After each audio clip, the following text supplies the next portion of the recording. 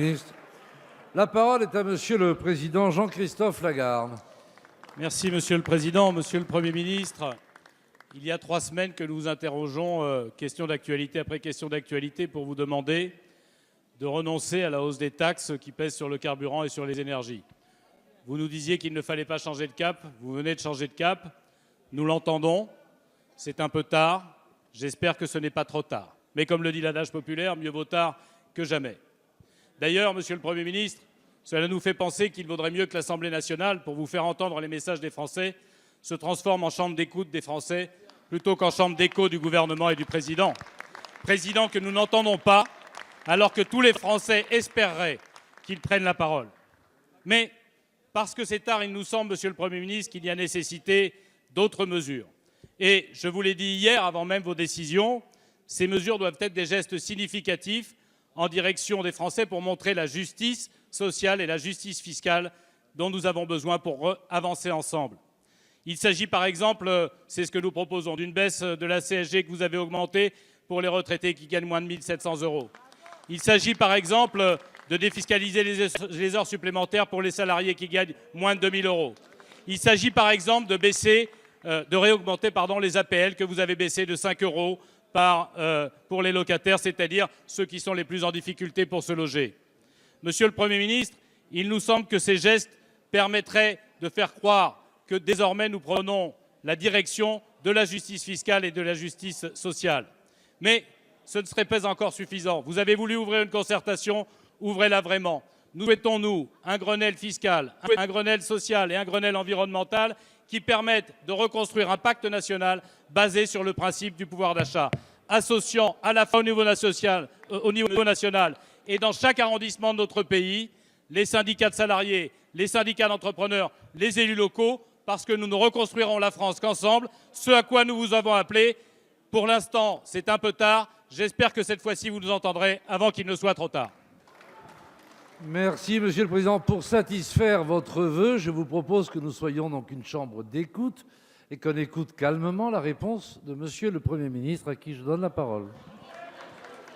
Monsieur le Président, Mesdames et Messieurs les députés, Monsieur le Président Lagarde, vous avez évoqué un certain nombre de pistes. Je vous en remercie, car il est toujours préférable de parler de solutions. J'observe, Monsieur le Président, mais c'était probablement parce que, pris par le temps imparti pour poser la question, vous n'avez pas pu aller complètement au bout de votre pensée, que vous nous avez proposé beaucoup de baisses de recettes et beaucoup d'augmentations de dépenses.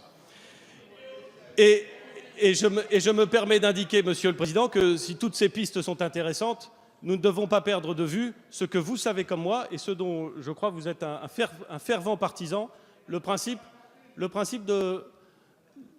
d'une non-augmentation de la dette publique. Je sais, Monsieur le Président, que vous y êtes attaché. Je le dis pour une raison simple.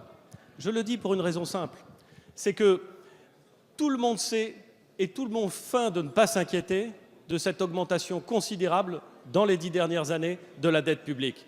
Et je sais, Monsieur le Président Lagarde, pas vous peut-être, je veux bien le concéder, avec beaucoup de bienveillance. N'empêche, Monsieur le Président, que 35 points de PIB de dette publique en 10 ans, 35 points de PIB de dette publique en 10 ans, c'est pas spectaculaire, mais c'est un vrai problème pour notre pays.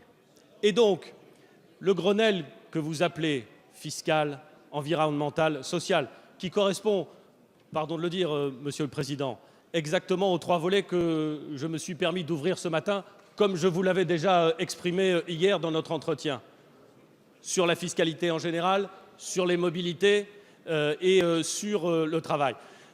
Ces trois éléments vont nourrir une réflexion. Et ce que nous voulons, et de ce point de vue-là, je pense que vous nous accorderez ce mérite, ce que nous voulons, c'est faire en sorte que les solutions précises soient justement discutées, soient justement évoquées au plus près du terrain, avec les corps dont on dit parfois qu'ils sont intermédiaires. En vérité, ce sont des institutions dédiées au débat, avec les organisations syndicales et patronales, avec l'ensemble des acteurs du débat public. Nous voulons faire en sorte d'avoir un débat de fond, pas simplement pour faire une liste de propositions, pour maintenir une forme de cohérence, pour être certain que nous ne distribuons pas sans compter, pour être certain que les mesures concrètes que nous prenons servent bien. Tout le monde ici peut détailler des dispositifs. Certains ont été inventés récemment, d'autres ont été inventés il y a plus longtemps. Je ne mets en cause personne. Mais des dispositifs qui, sur le papier, sont impressionnants, mais qui, in fine, ne servent pas la cause qu'ils entendent régler et ne sont pas véritablement adaptés à un besoin précis. Et c'est ça que nous devons améliorer. Et nous ne pourrons l'améliorer que par le débat. Et c'est pour ça que se donner 3 mois d'un débat intense, ça n'est pas botter en touche en aucune façon. C'est prendre le temps de trouver des solutions qui sont parfaitement adaptées aux problèmes concrets vécus par les Français. C'est ce sur quoi je voulais attirer votre attention, Monsieur le Président, parce que je crois que sur le fond, nous visons dans la même direction.